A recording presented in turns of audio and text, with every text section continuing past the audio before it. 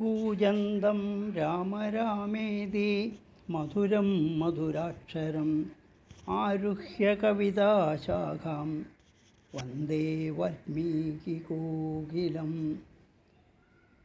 ഉത്തരരാമായണം രണ്ടാം സർഗം. പൗലസ്ത്യോൽപ്പത്തി കഥനം.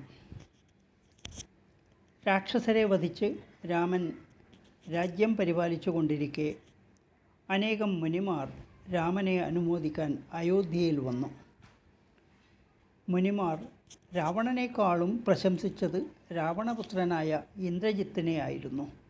അത് കേട്ട് ശ്രീരാമൻ ശക്തനായ ഇന്ദ്രജിത്തിൻ്റെ പരാക്രമങ്ങൾ കേൾക്കാൻ താൽപ്പര്യം പ്രകടിപ്പിച്ചു.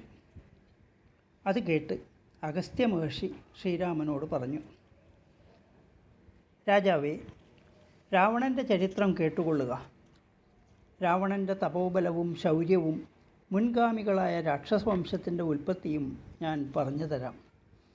ബ്രഹ്മപുത്രനായ പുലസ്ത്യ മഹർഷി മഹാമേരുവിൻ്റെ താഴ്വരയിലുള്ള തൃണബിന്ദുവിൻ്റെ ആശ്രമത്തിൽ പൂർണ്ണമായ തപോനിഷ്ഠയോടെ തപസ്സനുഷ്ഠിക്കുകയായിരുന്നു. അക്കാലത്ത് ചില കന്യകമാർ നിത്യവും ആശ്രമത്തിനടുത്ത് കുളിക്കാൻ വരുന്നത് മഹർഷിക്ക് ശല്യമായി തോന്നി. ഈ ഉപദ്രവം ഒഴിവാക്കാൻ അദ്ദേഹം ഇങ്ങനെ ശപിച്ചു: ഇനി ഇവിടെ വരുന്ന കന്യകമാർ അപ്പോൾ തന്നെ ഗർഭവതികളാകട്ടെ. മഹർഷിയുടെ ശാപം ഭയന്ന് പിറ്റേന്നാൾ മുതൽ കന്യകമാരാരും അവിടെ കുളിക്കാനെത്തിയില്ല. തൃണബിന്ദു രാജാവിൻ്റെ മകൾ ഇതൊന്നും അറിയാതെ കളിത്തോഴിമാരെ അന്വേഷിച്ച് ആശ്രമ പരിസരത്തെത്തി. അവരെ കാണാതെ അവൾ തിരിച്ചുപോയി. ഗർഭിണിയായ അവൾ പിതാവിൻ്റെ സന്നിധിയിലെത്തി. പുത്രിയിൽ നിന്ന് വിവരങ്ങളെല്ലാം അറിഞ്ഞ് തൃണബിന്ദു അവളെയും കൂട്ടി പുലസ്ത്യ മഹർഷിയുടെ ആശ്രമത്തിലെത്തി.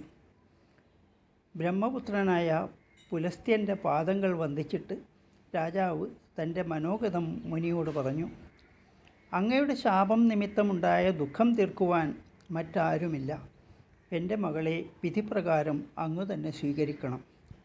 അങ്ങനെ ആകട്ടെ എന്ന് പറഞ്ഞ് പുലസ്ത്യൻ വിധിപ്രകാരം അവളെ സ്വീകരിച്ചു. വേദശ്രവണം കേട്ട് ഗർഭമുണ്ടായി ജനിച്ചതിനാൽ കുഞ്ഞിന് വിശ്രവസ് എന്ന പേരുണ്ടായി. യസ്മാത്തു വിശ്രുതോ വേദസ്ത്വയൈഷോധ്യയതോ മമ തസ്മാത് സ വിശ്രവാ നാമ ഭവിഷ്യതി ന സംശയ. ഞാൻ വേദം ചൊല്ലുന്നത് നീ കേട്ടുവല്ലോ, അതിനാൽ അവന് വിശ്രവസ് എന്ന പേരു ലഭിക്കും, സംശയമില്ല. രണ്ടാം സർഗം ഇവിടെ അവസാനിച്ചു. ജാനകീ ജീവനസ്മരണം ജയ ജയ രാമ രാമ.